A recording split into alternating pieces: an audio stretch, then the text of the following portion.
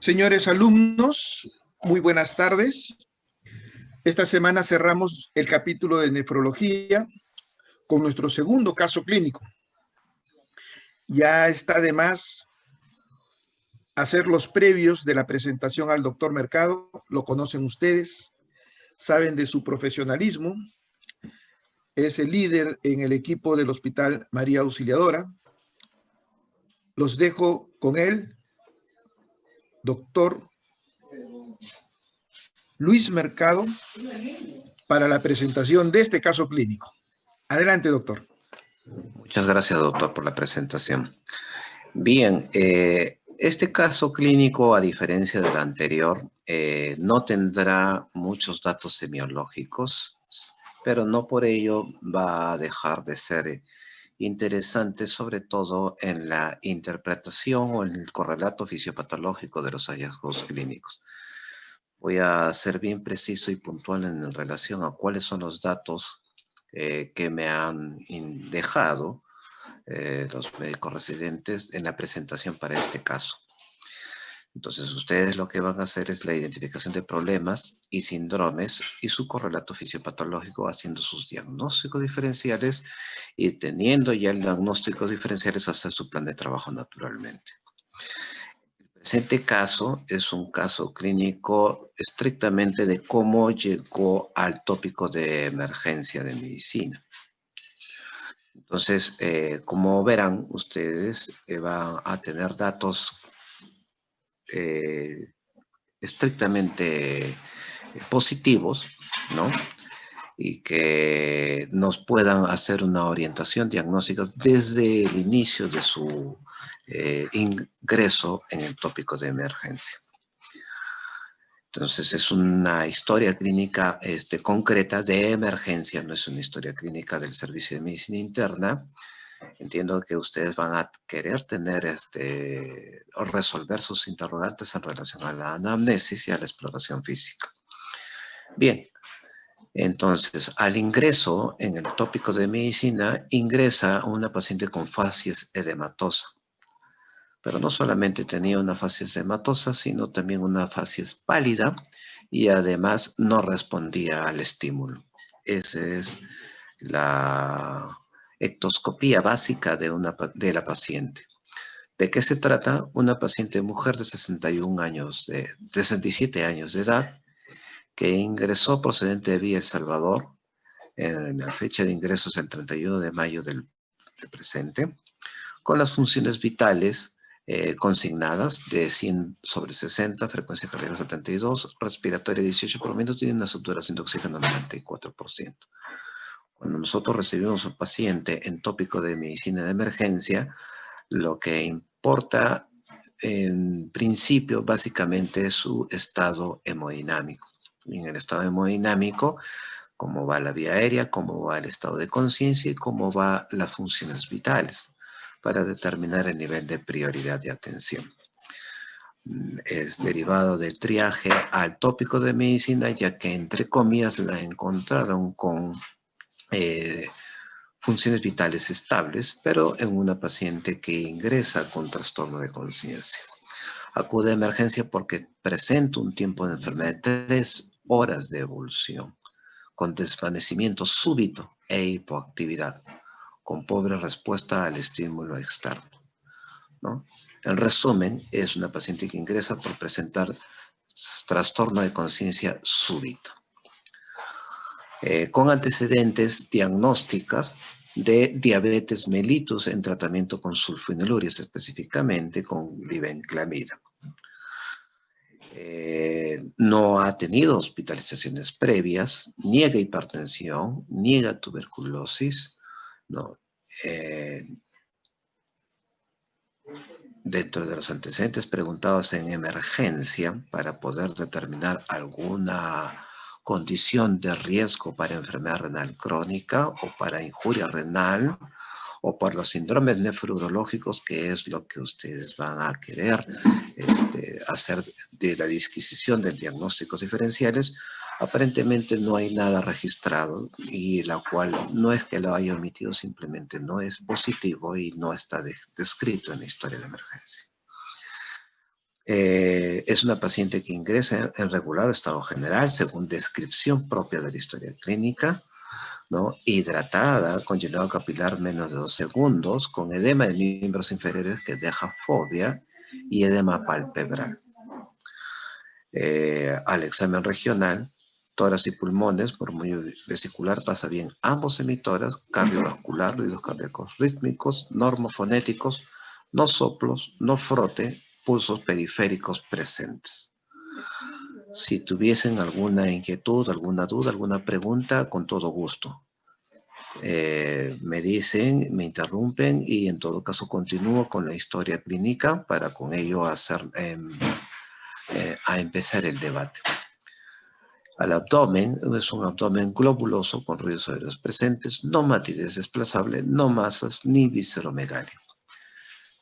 Génito urinario, no se palpan polos inferiores renales, no masa retroperitoneal, no soplos, no signo de peloteo, punto renoureteral bilateral superior y medio negativo y puño percusión lumbar bilateral también negativo. El sistema nervioso central es una paciente, no es evaluable, ya que la paciente no responde a estímulos. ¿Correcto?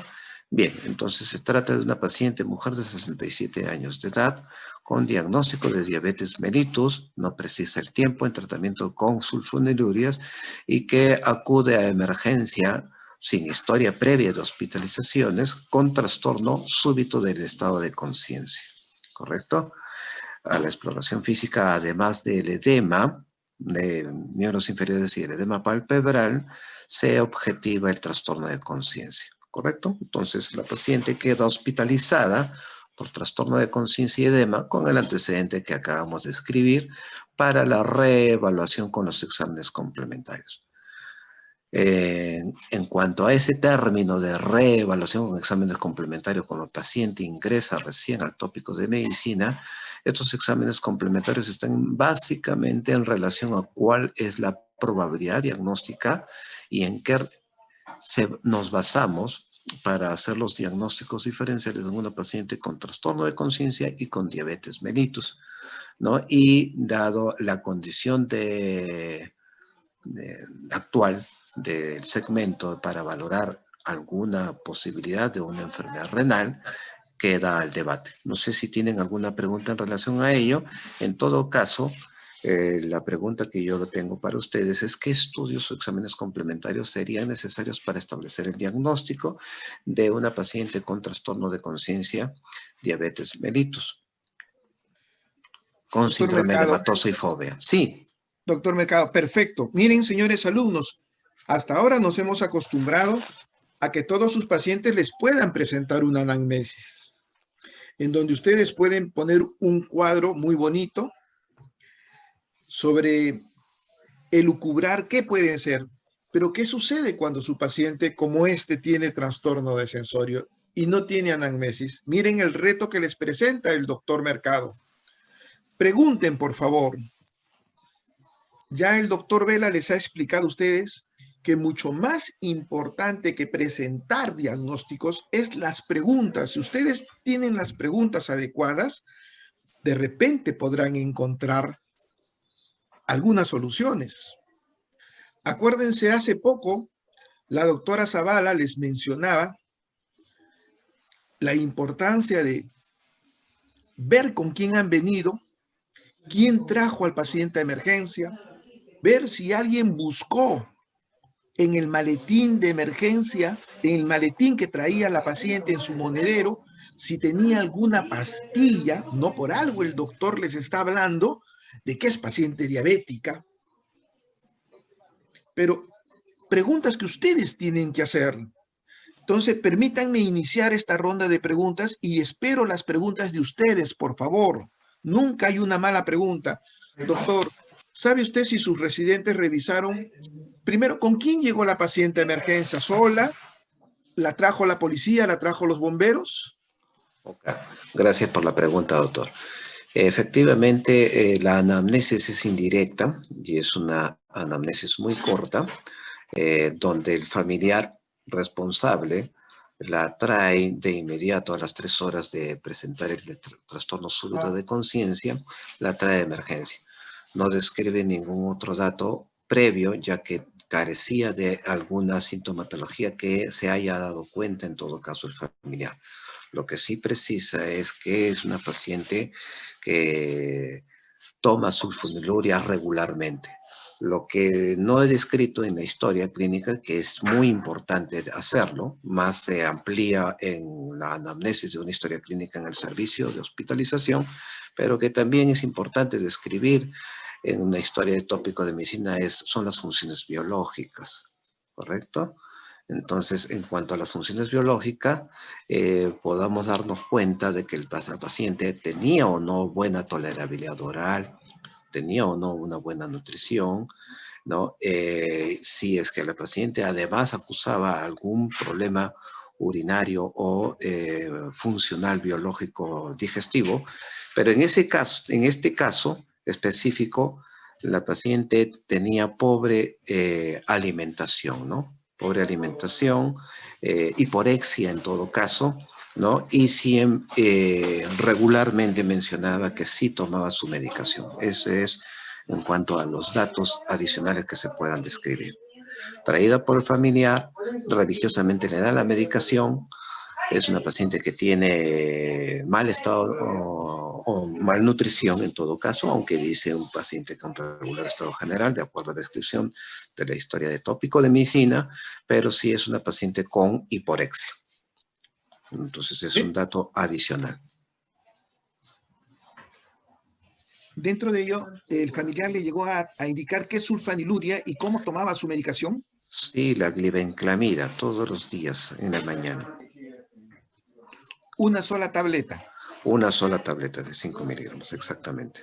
Perfecto. Acá hay una alumna, Xiomara Pizarro, nos pregunta, y hay algunas respuestas que usted ha dado, pero permítame hacerle de todas maneras la pregunta. Muy buenas noches. ¿Cuál es la ocupación de la paciente? El lugar de nacimiento, el estado civil, la persona responsable que lo trajo, ya usted nos mencionó que era su familiar, ya nos adelantó también algunas funciones biológicas. Dentro de ello también pregunta la alumna, peso, talla de la paciente. Correcto. Sí, exactamente, son preguntas bastante relevantes en una historia clínica. No están descritas en la historia de emergencia porque lo que estoy presentando es estrictamente cómo llega la historia del tópico de medicina. En todo caso, preguntando al residente que recibió a la paciente, es una paciente que luce edematosa, con facies edematosa, con edema palpebral, no es pesada la paciente, hecho en una paciente en estado, entre comillas, de coma o de no respuesta y por lo tanto de no movilización, no ha sido pesada, ¿no? Pero sí es una paciente que luce con síndrome edematoso. No hay, por lo tanto, datos adicionales en cuanto a los datos de filiación, ¿no? Si es natural de algún lugar y de dónde procede, bueno, procede de Villa El Salvador, ciertamente, pero no hay una mayor descripción de otros datos adicionales que puedan tener relevancia, en este caso, con trastornos súbitos de estado de conciencia. Bueno, en todo caso, la pregunta que les haría yo a ustedes para su cuestionamiento, más allá de la carencia de datos de filiación o de anamnesis, es que es una paciente mujer de 67 años que presenta súbitamente trastorno de conciencia con 3 horas de evolución con antecedente de diabetes mellitus. Pregunto yo entonces, ¿cuál creen que pueda ser la posible causalidad de un trastorno súbito de conciencia, ¿no? De una paciente de 67 años. Cuando nosotros nos enfocamos de un paciente con trastorno de conciencia, recordemos entonces que el trastorno de conciencia se enfoca desde el punto de vista estructural o desde el punto de vista metabólico. Y cuando hablamos desde el punto de vista estructural súbito de 3 horas de evolución, hablamos de un problema estructural vascular, cerebrovascular principalmente. Y cuando hablamos de un problema metabólico, es la punta del iceberg de un sinnúmero de posibilidades diagnósticas, dentro de ellos, naturalmente, los problemas metabólicos renales, pero no solamente los problemas metabólicos renales, sino que hay que determinar cuál es la causalidad del por qué un paciente presenta trastorno de conciencia metabólicamente, por un defecto hidroelectrolítico, por un problema de inestabilidad hemodinámica, por un problema de una enfermedad hepática previa o de una enfermedad renal conocida o en todo caso por hallar de acuerdo a la descripción semiológica, ¿no? Ambos casos, una enfermedad hepática crónica como una enfermedad renal crónica puede tener síndrome edematoso, ¿no? Pero hay un punto muy importante que lo he puntualizado en varias veces sobre la ectoscopía de la paciente y la descripción de la exploración física para determinar qué signo relevante nos llevaría a orientarnos a un diagnóstico de una enfermedad metabólica. Es que esta enfermedad metabólica obedece a un problema de una enfermedad renal. Y si hablamos de una enfermedad renal, ¿qué síndromes nefrourológicos podrían tener ustedes en el debate con las características semiológicas que presenta el paciente? Entiendo la necesidad de la falta de datos en la anamnesis, ¿no? Pero en los datos de exploración física están precisados. Y en cuanto a los datos de la exploración física, más allá del síndrome edematoso, que querramos nosotros determinar algún síndrome clínico de enfermedad renal crónica, bueno, esto de aquí se presenta cuando el paciente tiene ya un estadio, según el código de estadio 5 para enfermedad renal crónica, para poder advertir de que se trata de una encefalopatía azoémica, por ejemplo, ¿no? Que debería tener algún signo que no está descrito en la historia clínica de un estigma de una enfermedad renal crónica avanzado o terminal, como es el fetor urémico, como no, el aliento urémico, como es la respiración acidótica, como es el síndrome de las extremidades inquietas, ¿no? O flapping, ¿no? Como es la presencia de escarcha urémica, que en realidad muy pocas veces yo he visto a lo largo de mi experiencia, ya está descrita así ciertamente, signos de magulladura fácil, de escoriación por rascado, etcétera, ¿no? No está descrito, y al indagar a los residentes que recibieron el caso clínico no describen esas características. Perfecto, doctor Mercado. Permítame 2 preguntas de alumnos. Sí. Que usted ya lo ha precisado en el examen físico, pero vale la pena resolver sus dudas. Uno de ellos dice, doctor, la señorita María Muñoz, el paciente presentaba edema, que usted está remarcando. Este edema, ¿qué magnitud tenía? ¿Era lo suficiente como para pensar en un síndrome nefrótico debido al antecedente de diabetes mellitus? Entonces, ahí es muy importante lo que usted nos ha presentado del murmullo vesicular y de la evaluación del abdomen. Entonces, le dejo esa pregunta y permítame dejarle otra pregunta también muy similar. Usted nos habló de las funciones biológicas y nos habló de la frecuencia respiratoria a raíz de lo último que nos acaba de mencionar del estadio terminal de la insuficiencia renal. El alumno Nicole Oliva pregunta, ¿paciente presenta acidosis metabólica? Y él plantea coma diabético. Ok, ya. Bien, son interesantes sus interpretaciones, ya que el edema marcado o la anasarca que pueda presentarse en un síndrome nefrótico está en relación al grado de proteinuria y polvominomia que pueda tener un paciente. Pero desde ya, si es una paciente que tiene edema con fobia, ¿no? La pregunta en todo caso sería, ¿desde cuándo el paciente tiene este edema con fobia? ya que con los cuadros agudos, una hipoalbuminemia per se no te produce tanto edema marcado, ¿no? Y en todo caso, la presencia de la fobia es un indicador de hipoalbuminemia, y la hipoalbuminemia puede ser aguda o puede ser crónica, y si es aguda es básicamente por una presentación de una inanición reciente o de un cuadro infeccioso, inflamatorio agudo. Mientras que un problema de hipoalbuminemia crónica está en relación básicamente al estado nutricional o al estado de excreción o de síntesis hepática. Por lo tanto, un paciente con proteinuria y secundariamente hipoalbuminemia puede tener este edema blando que deja fobia. Y la característica del edema renal justamente es el edema palpebral, y es un edema que no mejora el reposo. Esa es una pregunta que más que la magnitud deberían hacerse, ¿no? Y que no está descrita en la anamnesis, pero es relevante para la descripción para determinar si esto es una enfermedad renal y si tiene además un síndrome nefrótico. Ahora, el síndrome nefrótico ciertamente puede haber clínica de edema palpebral y edema de miembros inferiores, pero básicamente está en razón a que es secundaria a una hipoalbuminemia, secundaria a una proteinuria en rangos nefróticos. Y en cuanto a si tiene acidosis metabólica, más allá de la acidosis metabólica está en función a qué? A la pregunta, a lo que clínicamente podría tener el paciente, si tiene o no una respiración de Kussmaul. Tiene una frecuencia respiratoria de 19 por minuto y está saturando el 94%. No hay descripción de una respiración profunda, ¿no? No hay una ruidosa, polipneica, ¿no?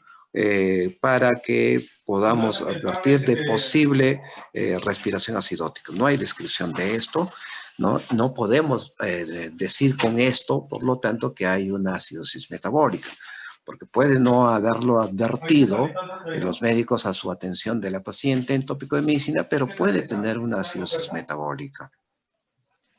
Otra pregunta que hace la alumna Nicole Oliva es: presenta equimosis, petequias, presenta palidez en piel, presenta diaforesis. Excelente pregunta, ¿no? En relación a las lesiones equimóticas o lesiones dérmicas, es bastante relevante para determinar que esto es secundario a los trastornos de azoemia, ¿no? De urocromos, ¿no? De hiperfosfatemia, ¿no? Y también de escoriaciones o equimosis por alteración cualitativa de las plaquetas por enfermedad renal. Nuevamente, estas condiciones aparecen cuando es un paciente que tiene las características semiológicas de una tasa de filtración glomerular por debajo de 20 mililitros por minuto. No hay descripción de esta signología, no por ello tampoco decimos que pudiera no tratarse o tratarse de una enfermedad renal crónica en estadio 5 o en estadio 3 o una enfermedad renal crónica reagudizada por alguna condición sobreagregada que ha injuriado agudamente a un paciente con enfermedad renal crónica. De hecho, tiene 3 condiciones que describen la posibilidad de que esto sea una enfermedad renal crónica. Primero, la edad. Segundo, es la enfermedad de fondo, la diabetes mellitus. Y tercero, es el edema palpebral, ¿correcto? Que no se haya objetivado los otros signos bastante relevantes que preguntan, no quita la posibilidad de que se trate de una enfermedad renal crónica, y por diabetes mellitus ciertamente podría tratarse también de un síndrome nefrótico, ¿no? Pero que eso se describe con los exámenes complementarios, ¿no? Por esta razón, la primera pregunta que yo había dejado aquí en la presentación: ¿qué estudios o exámenes complementarios serían necesarios para establecer el diagnóstico del por qué una paciente de 67 años con diabetes mellitus que toma sulfonilurea y con síndrome de edematosis y edema palpebral pudiese tener trastorno de conciencia, ¿no? Y enfocándonos desde el punto de vista estructural o metabólico, ¿cuáles serían las posibilidades diagnósticas? Y en razón a la interrogante, a la muy buena interrogante en relación a una palidez y diaforesis, eso está en relación a una triada, ¿no? Que podría valorarse a la reposición del sustrato en un paciente que hace trastorno metabólico, trastorno de conciencia por trastorno metabólico. Es la tríada de Whipple, ¿verdad?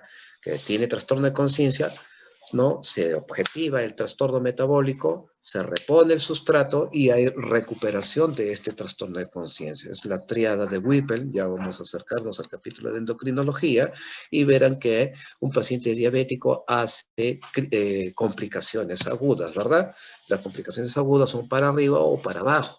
Puede ser crisis hiperglicémica sola o con trastorno hidroelectrolítico o ácido base, es decir, con estado hiperosmolar o con cetosis diabética.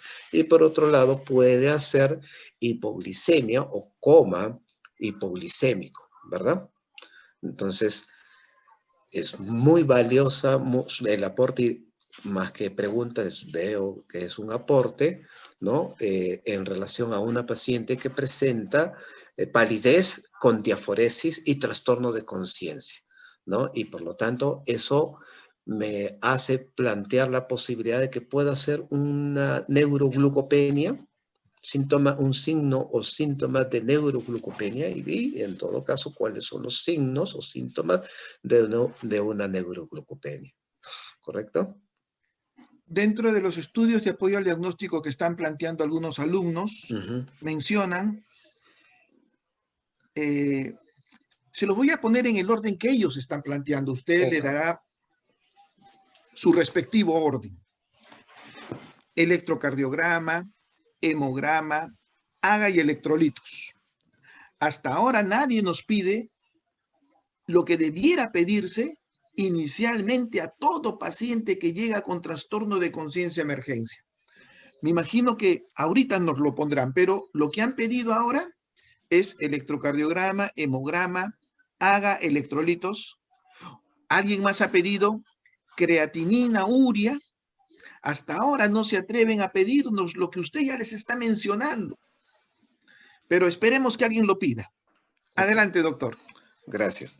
Entonces, ¿cuáles son los problemas iniciales? Nuevamente, tiene trastorno de conciencia súbito, ¿correcto? Tiene síndrome de Matoso y tiene antecedente diagnóstico de enfermedad crónica, diabetes mellitus.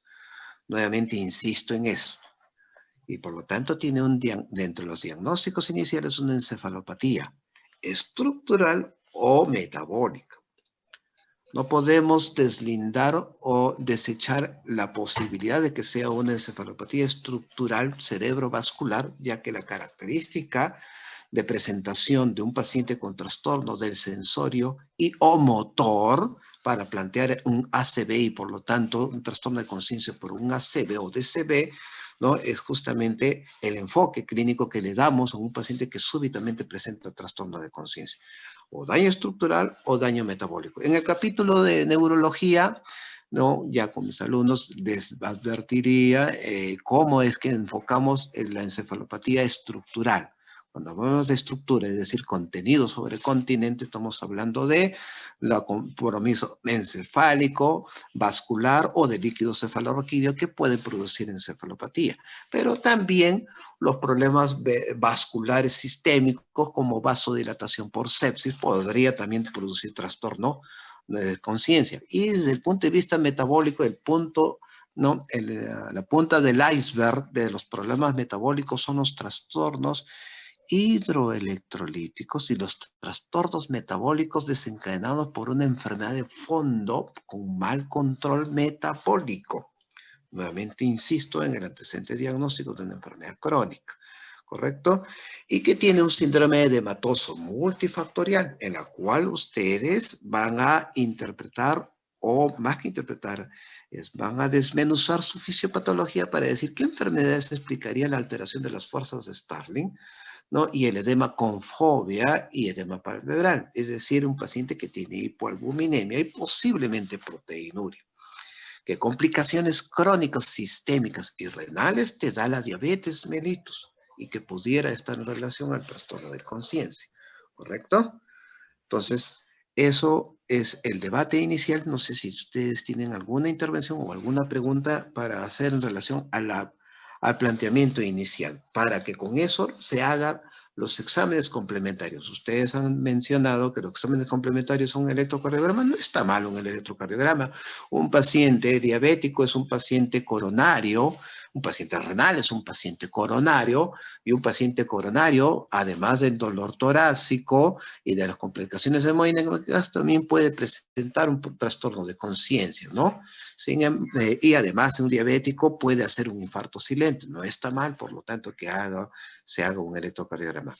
Un paciente que además tiene un trastorno metabólico y posible enfermedad renal, no está mal pedir, ¿no?, bioquímica renal y un haga electrolitos para determinar si tiene un trastorno ácido-base. Sin embargo, cuando un paciente tiene trastorno ácido-base severo, ¿no?, que pudiera explicar tu trastorno de conciencia, debería tener los signos característicos de una respiración acidótica que no están descritas en la historia clínica. ¿Correcto? Entonces, algo más faltaría en un paciente dentro de lo que estoy planteando en los diagnósticos diferenciales sobre las complicaciones crónicas y agudas de una diabetes mellitus y además de la complicación crónica renal por diabetes mellitus. ¿Correcto? ¿Qué Acá la explica? alumna, Sí. acá la alumna Xiomara Pizarro. Doctor, ¿qué glucometría tiene el paciente? Buenísima pregunta.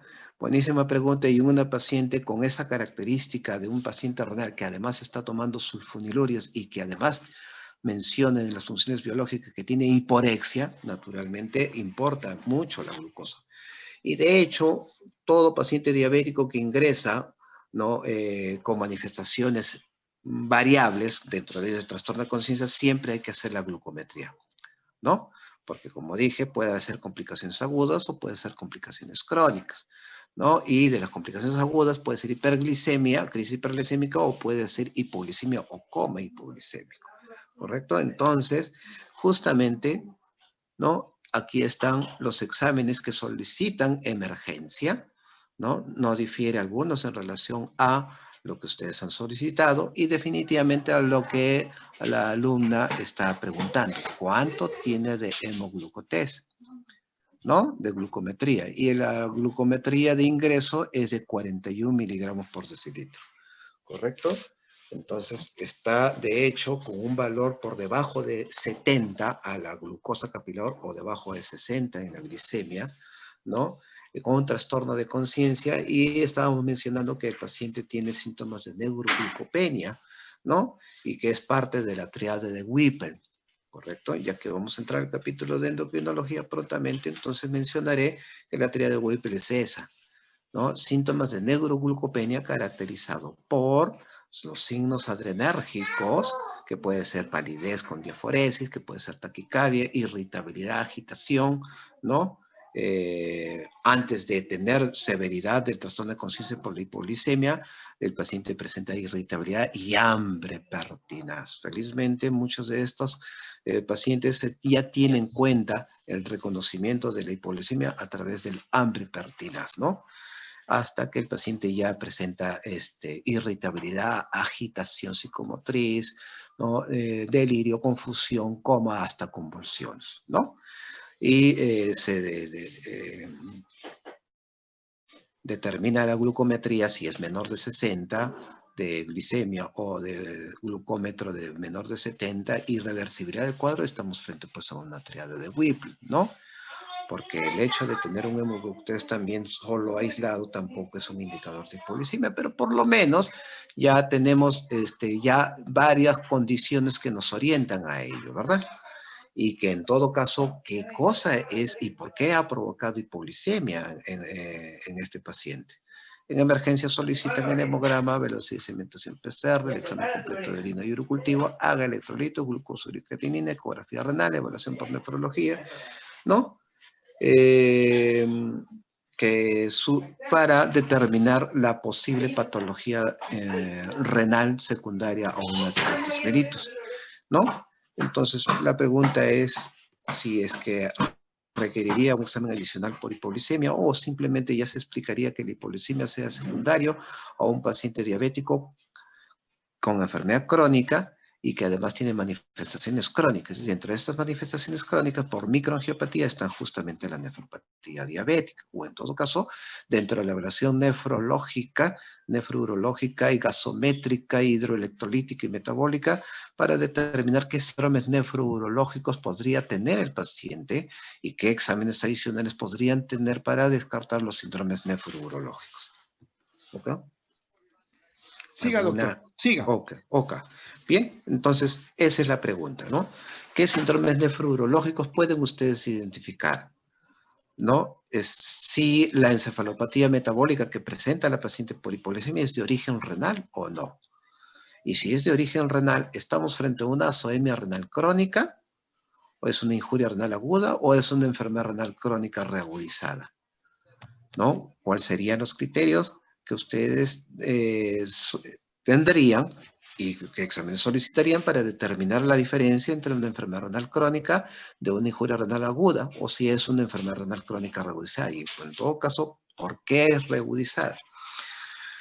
Dentro de la hipoglucemia, ¿cuáles son las causas comunes? ¿No? Más allá del estado nutricional, metabólico y de diabetes mellitus que te presenta la paciente. Y en el sentido del síndrome edematoso que tiene, ¿no? ¿Tiene síndrome nefrótico? ¿Cuáles son las características del síndrome nefrótico que podrían presentarse en el paciente y qué cosa ustedes solicitarían y qué esperarían encontrar para determinar un síndrome nefrótico?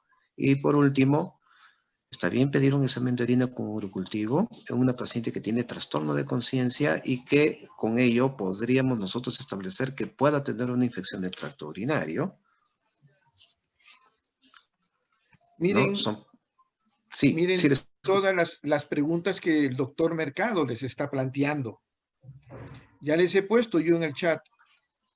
Ayúdennos ustedes para poder ayudarlos, pero para eso háganos las preguntas. No hay ninguna pregunta que sea mal hecha. Despierten sus curiosidades. Ya el doctor Mercado les ha ordenado. Poco a poco ya vamos construyendo. Como esta paciente diabética llega con trastorno de conciencia y ya dieron un pasito adelante preguntando la glicemia. Ahí tienen la respuesta de parte del cuadro clínico. Pero la hipoglicemia justifica el síndrome de Matoso. Yo estoy seguro que ustedes en su totalidad dicen no. Por eso es que el doctor Mercado les pregunta, aparte de la hipoglicemia,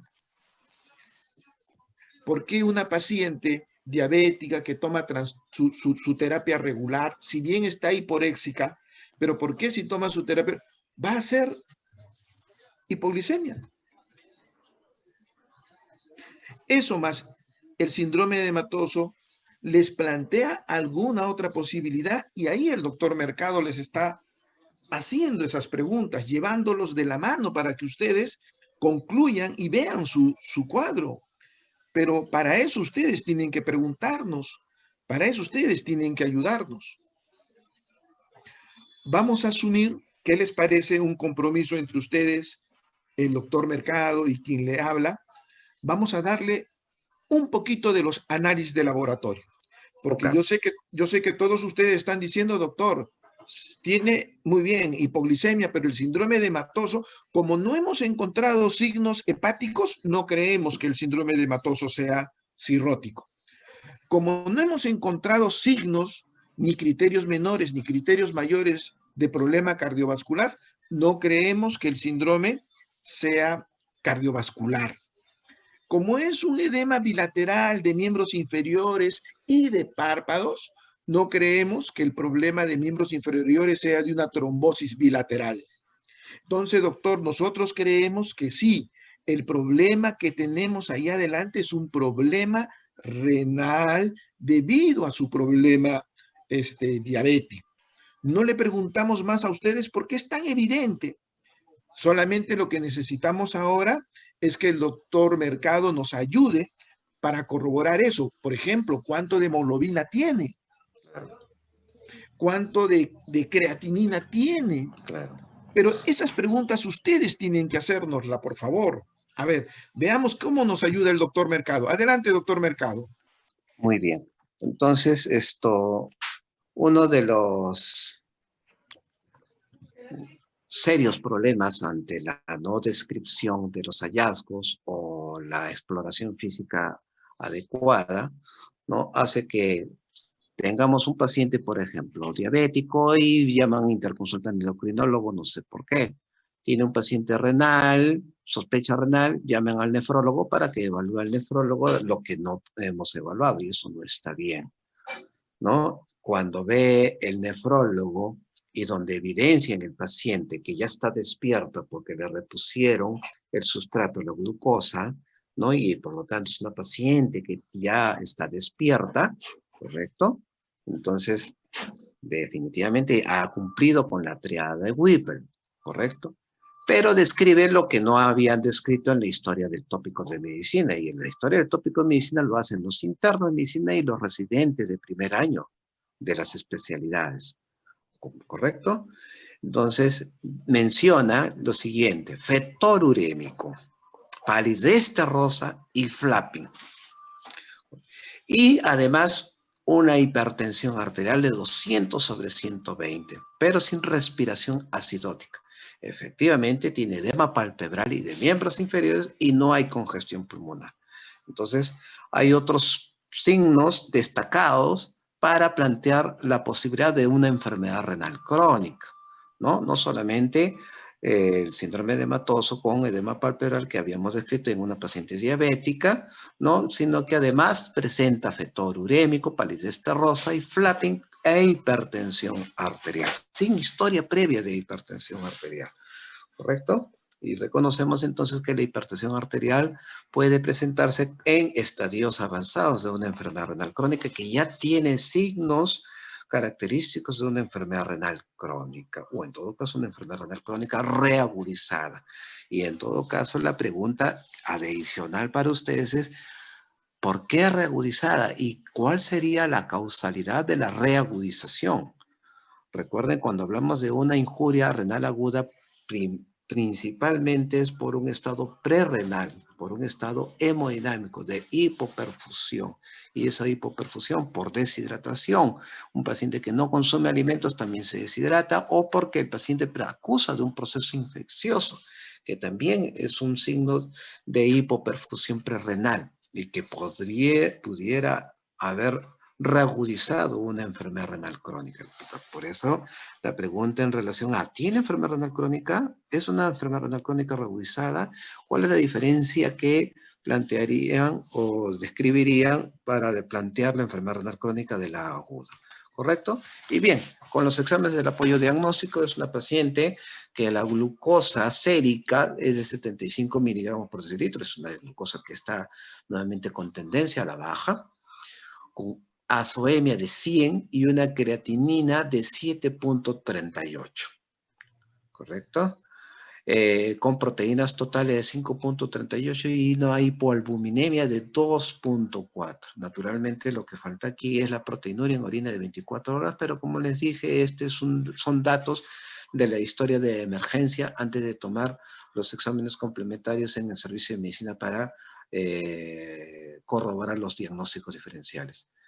No hay transaminitis, una fosfatasa alcalina elevada, bilirubinas normales, hemograma con leucocitosis leve, con neutrofilia y linfopenia, ¿no? ¿Qué nos indica la neutrofilia y la linfopenia? Un paciente con leucocitosis no pone desviación izquierda, la ausencia de desviación izquierda tampoco descarta un posible proceso infeccioso, así como la neutrofilia y la linfopenia tampoco nos indica un proceso infeccioso, ¿no? El COVID nos enseña muchísimo que la neutrofilia y la linfopenia son valores muy relevantes para determinar actividad y severidad de un cuadro infeccioso. Tiene anemia y es una anemia moderada, normocítica, y por lo tanto esto estaría en relación a qué, ¿no? Plaquetas normales, como dijimos, la enfermedad renal crónica produce más que desorden cuantitativo, cualitativo de las plaquetas, ¿no? Y por lo tanto, defecto de la adherencia y agregación plaquetaria. Con exámenes de orina con células epiteliales escasas y leucocituria relevante, de 10 a 20 por campo, ¿no? no aglutinados, no hematíes, no cilindros, gérmenes 4 cruces y proteínas dosables. ¿Correcto? Muy bien. Entonces, quedo a la pregunta de ustedes y en todo caso, las preguntas a que adicionalmente yo les mencionaría es en relación a los planteamientos que había inicialmente planteado dentro de ellos, de los problemas nefrológicos y de los síndromes como el síndrome nefrótico o enfermedad renal crónica. ¿Tiene o no infección urinaria?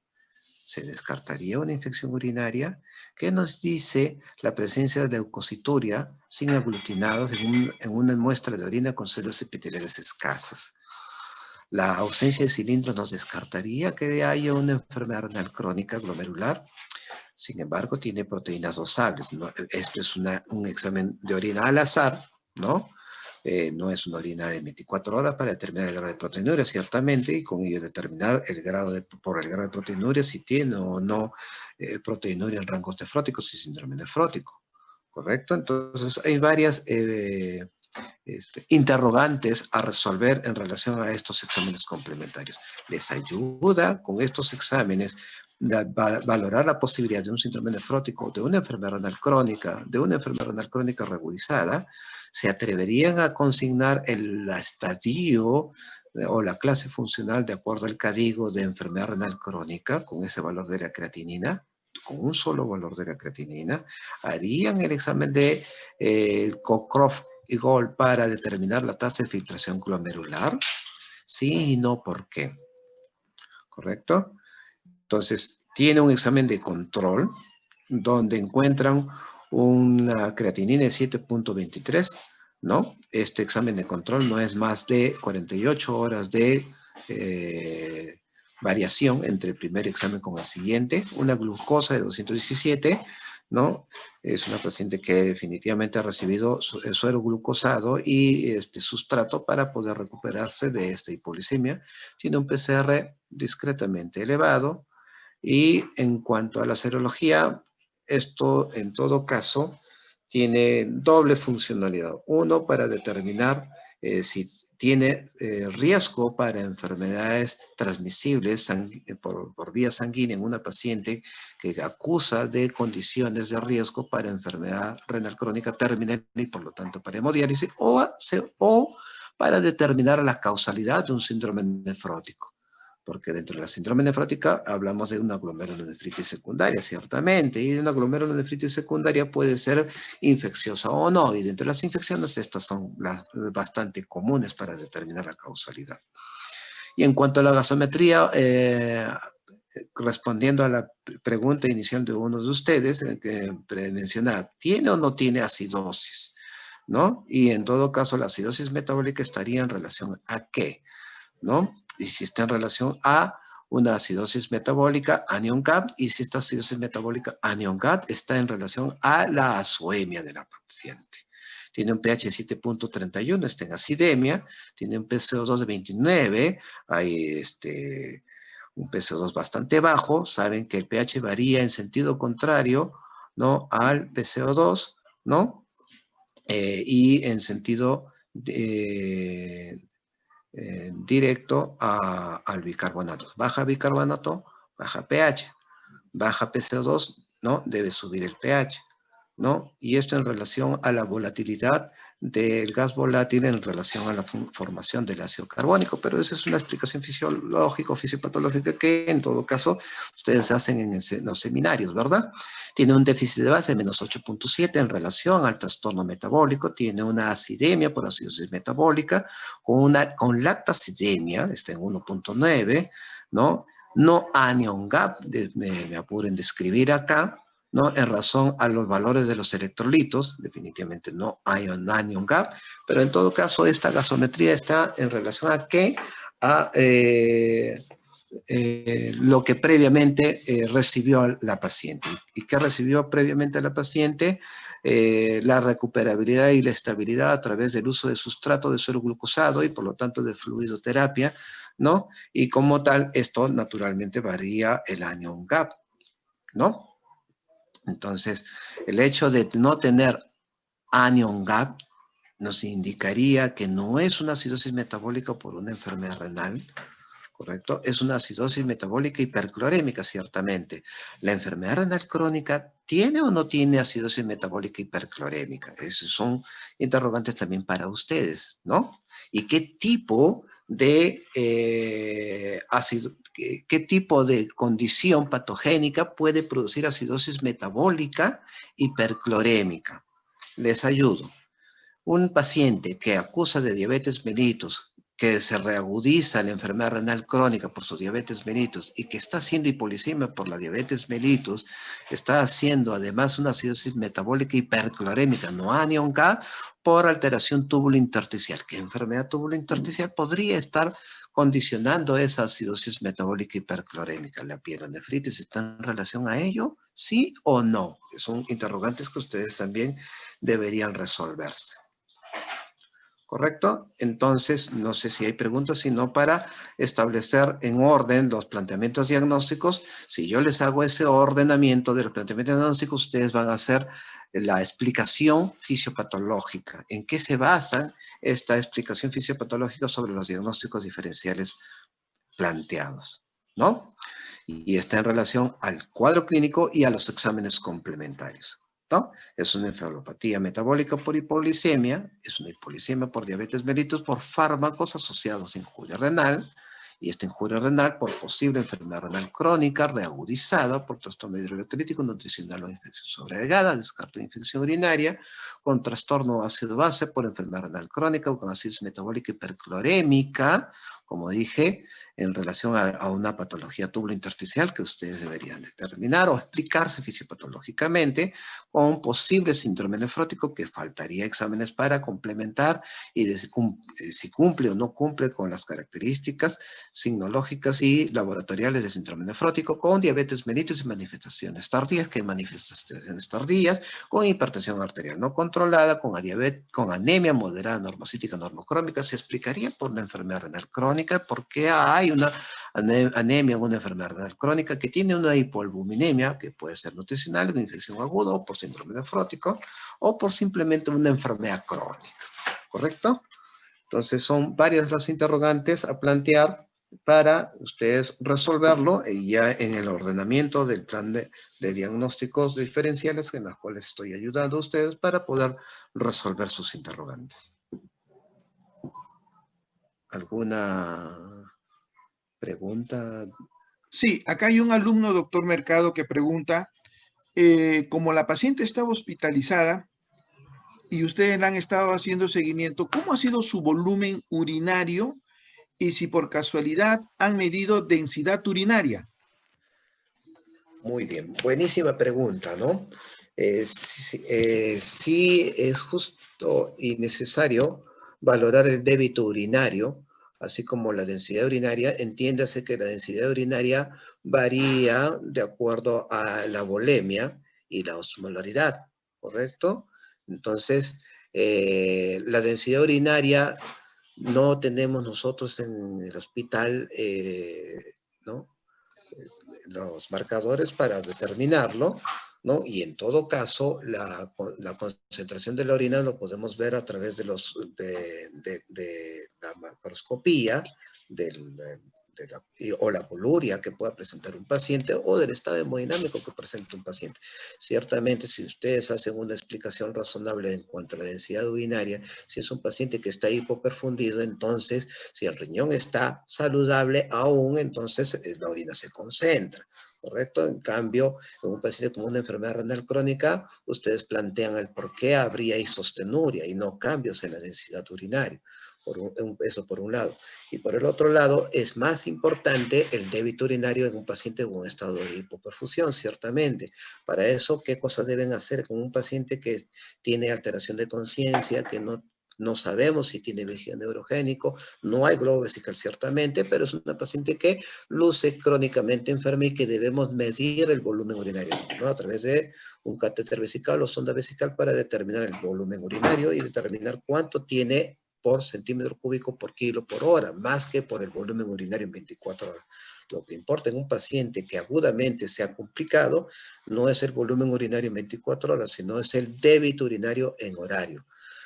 ¿Está descrito? No está descrito. Esta es una historia que me llega tal cual tal cual, no sin otras cosas más que hacer. Entonces, naturalmente, de lo que menciona el alumno, está buenísimo. Hay que pedir un examen completo de orina para ver cuánto tiene de osmolaridad o de concentración, ¿no? De densidad, y cuánto tiene de débito urinario, y el débito urinario por hora, no en 24 horas. ¿Correcto?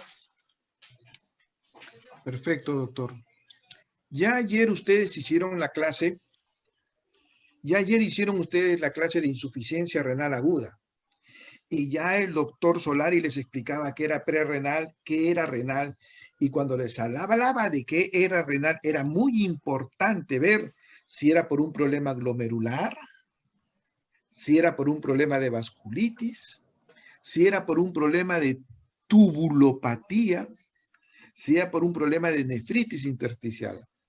Miren, ayer ya el doctor Solari les planteaba distintos escenarios bajo un solo concepto, insuficiencia renal aguda de tipo renal.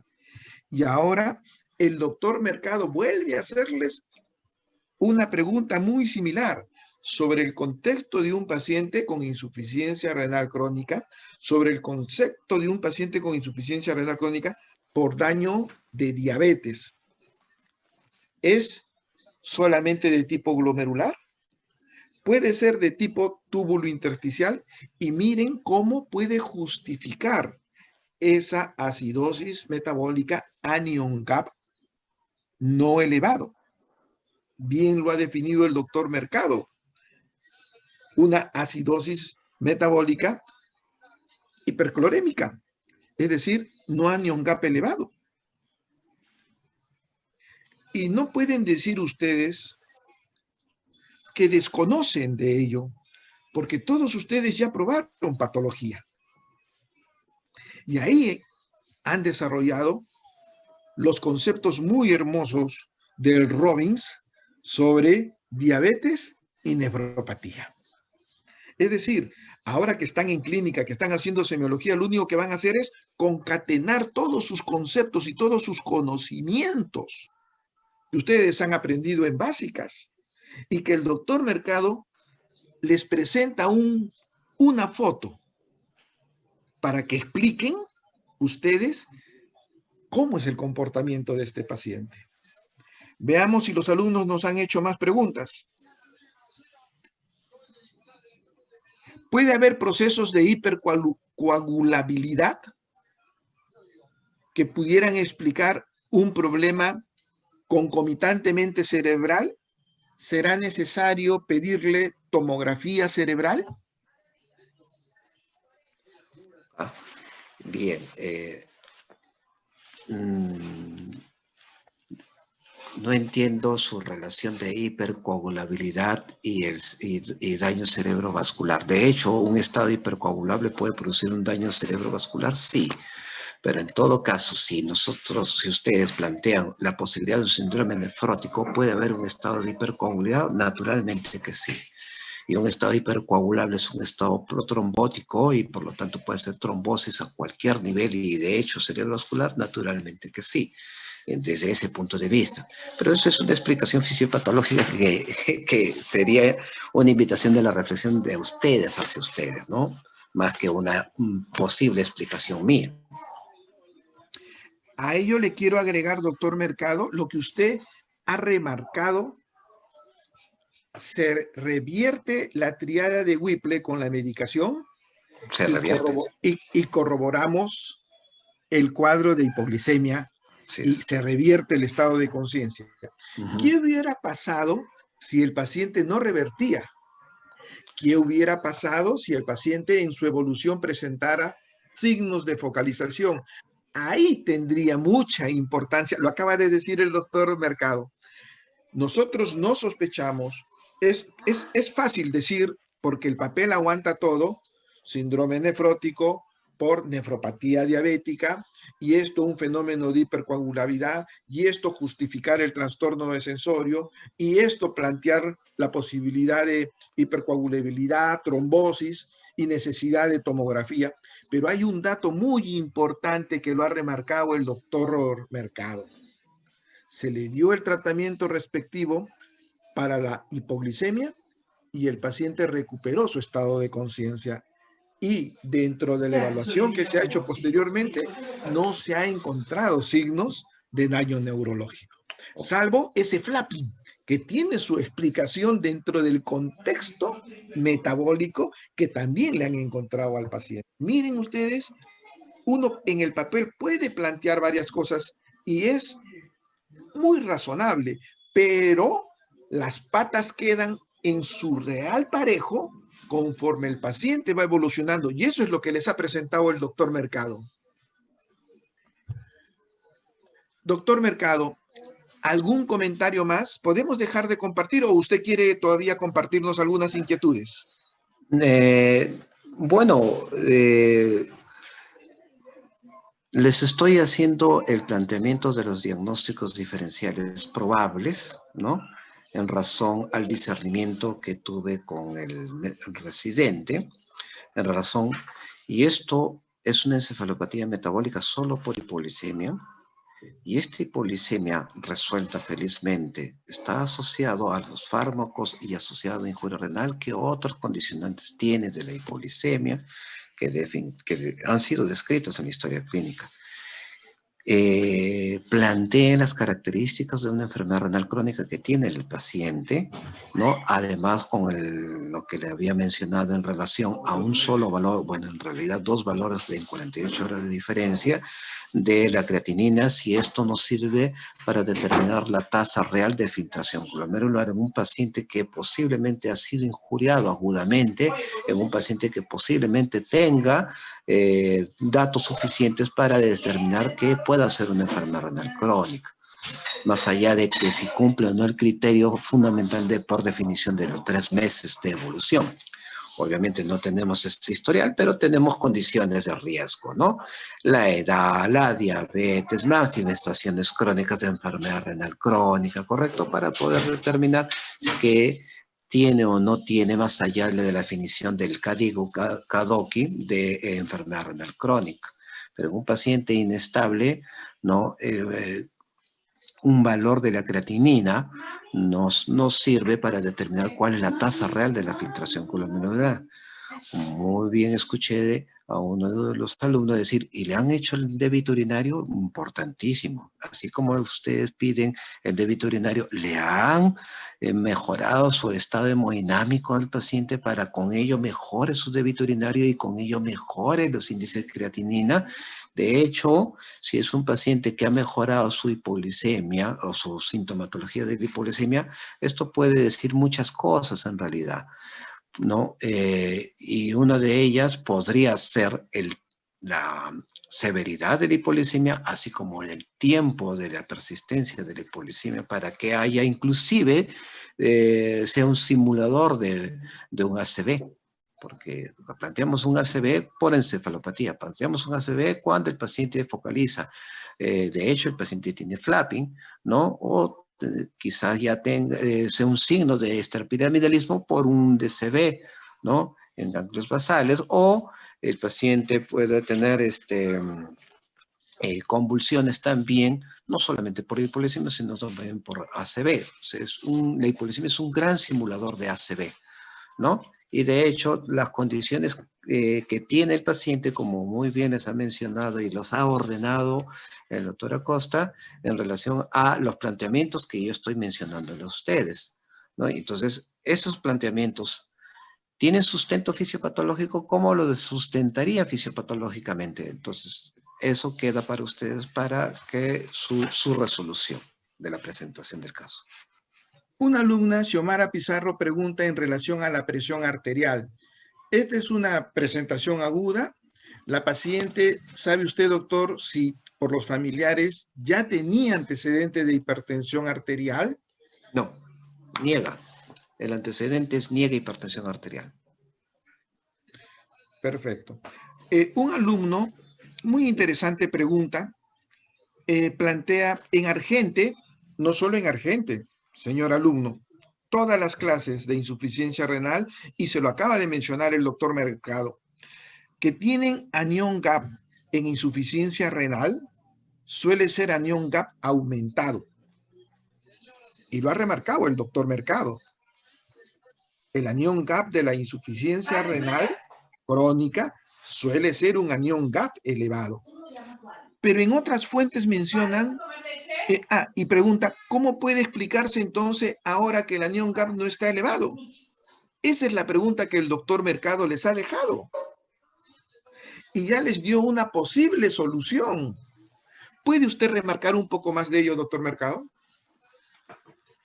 Bien, cuando nosotros hacemos un análisis del trastorno ácido-base, ¿no? El trastorno ácido-base metabólico, de acidosis metabólica, o bien es anion gap o bien es no anion gap.